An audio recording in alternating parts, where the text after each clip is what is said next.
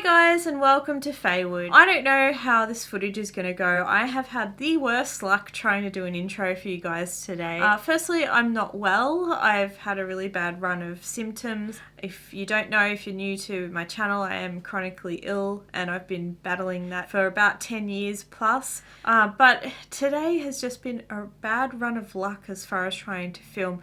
My battery ran out on my microphone, which is really hard to replace, so I had to try and do that. And then I realized that my ring light was buzzing, so I can't use my ring light at the moment. I don't know, there's something going on with the adapter, so I'm gonna have to replace that.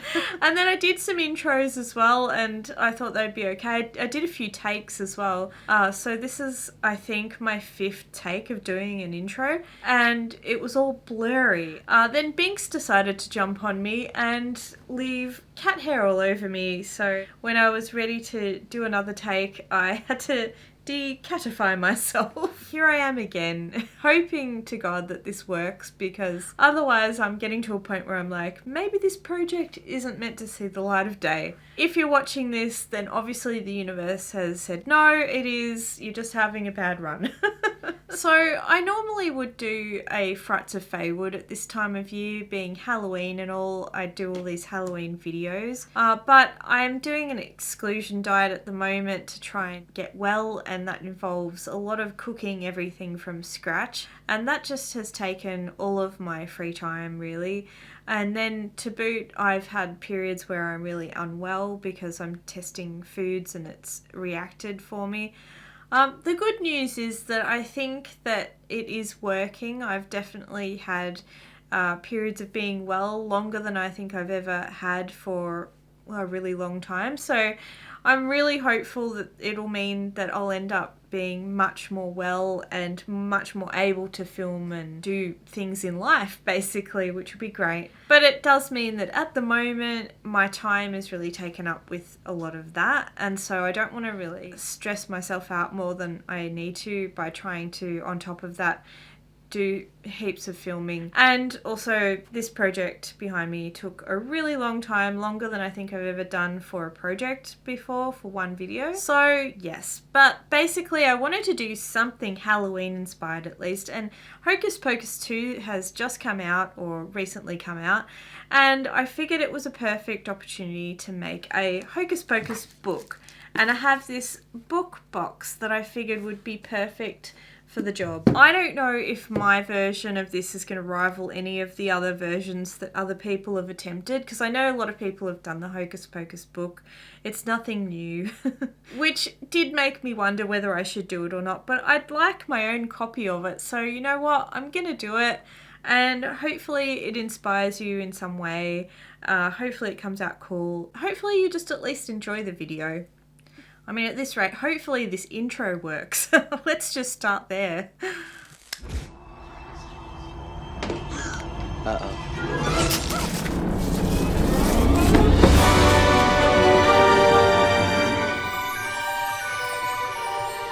So I decided to start off with making the eyeball because I wanted to make that separately and bake it. Then I could paint it later before I actually put it into the book. Now, if you've seen the book, then you know that it looks like stitched skin. It's meant to be like human skin that it's made out of. So I was trying to think how to achieve that. I did think about using leather, and I think a veg tan leather or something would have worked, but I didn't have any of that. So instead, I thought I would try actually stitching pieces of clay together. So I got the shapes, I drew it out, and I made a little stencil for myself so I could make the actual shapes as close as I could to the actual book. And then to give it a bit more of a skin-like appearance, I thought I would scrunch up a little bit of foil and use that to give it some texture. Now, so that I could stitch it, I needed to make holes, and I need to make sure they're nice and thick, so I used a piece of wire that I could press through, and I just made sure it was thick enough that I wouldn't have any trouble pulling my needle through. And I just flattened off a couple of bits where I knew that the snake elements would go before I baked it. Now the stitching should be messy. Don't worry about it being messy. In fact, if you can make it even messier, then do so, because that's what it looks like on the actual book. So I purposely crisscrossed some stitches. I let the stitching go a little bit lopsided occasionally. And then once I'd done that, I could attach it back to the box. And I used some liquid poly clay. I made sure to score everything. And then I put clay around the outside as well to fill in the gaps and also hold it onto the box. I did use a tiny little bit of super glue just to hold it in place while I put the clay there, because it does want to slip and slide around with the poly clay, the liquid poly clay.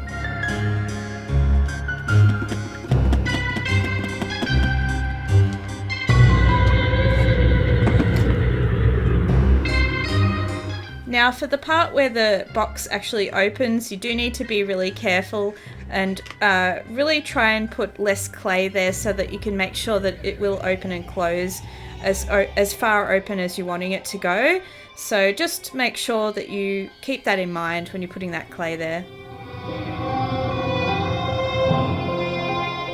And then I painted the little eyeball. I used some alcohol inks and so forth, and just tried to get it looking like a really bloodshot eye.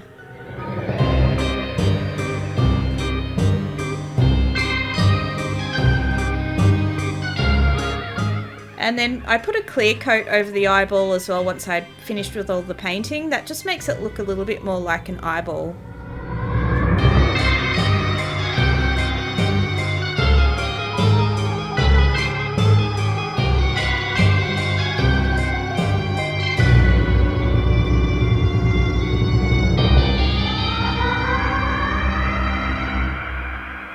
I love how this is coming out, guys. It is taking so long to make this. For some reason I thought I could bang this out in a couple of days, but it really is taking much longer than that. But because I love it so much, I'm happy to spend the extra time to make it look really good. I've got a fair way, but I still have a fair bit to go.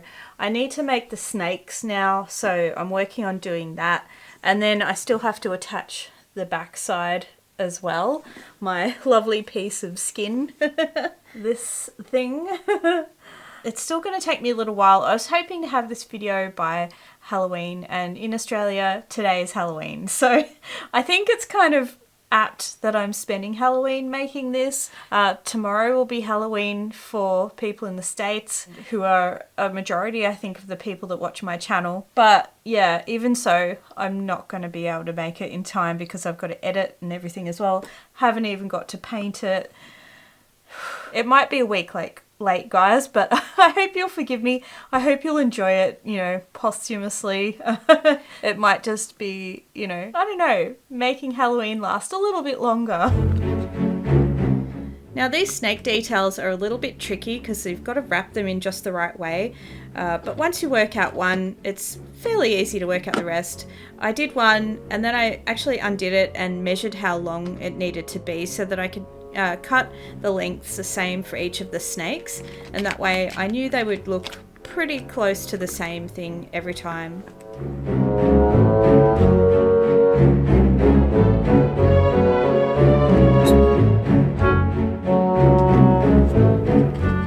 Now again, I just make sure to score everything and use some poly clay, a liquid poly clay when I'm attaching a new bit of clay. I probably baked this about 3 times all up, I think.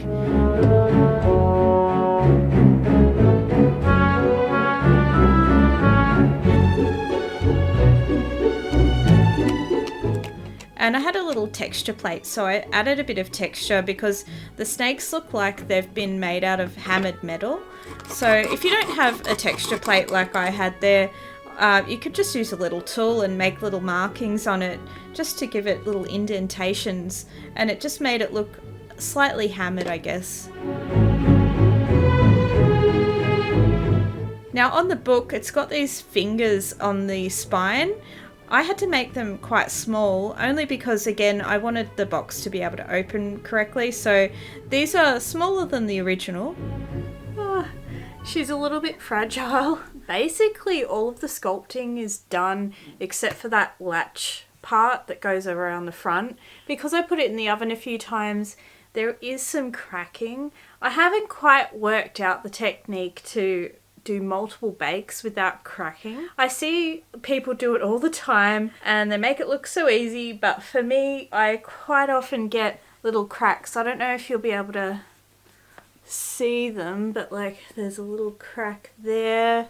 There's like cracks around the edge. Not a lot, but there is some cracks. So I just want to, I think there's one in there somewhere. I don't know. I'm just going to have to patch it up with some Apoxy Sculpt, I think, because I just want to make sure that everything's super strong and fix up those cracks. And I really don't want to have to bake it anymore because I think that's just going to cause even more damage at this point. So otherwise, I am pretty damn happy with this. I did have to take some artistic license with parts of it, like it's a box, so it needs to open. So I had to make this a little different because I need it to be able to open. So the fingers are quite small. It's not perfect. Nothing I ever make is perfect, but I'm pretty happy with it.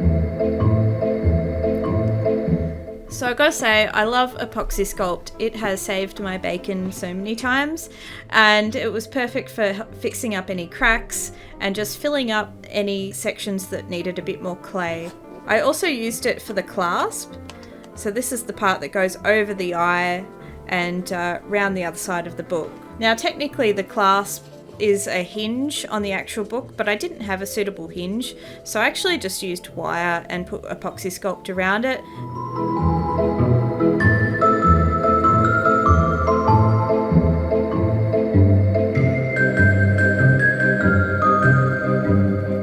There was a lot of dry brushing involved in the paint job for the book. It just helps to give it a really nice shaded appearance. And I realised I wanted the stitches to stand out a bit more, so I did take quite a bit of time trying to paint over the stitches again. But I think it was worth it.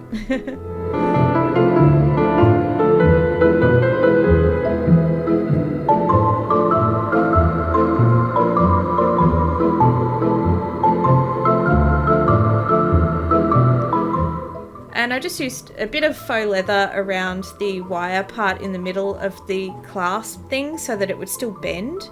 And on the other end, I could put the hand that holds onto the back of the book.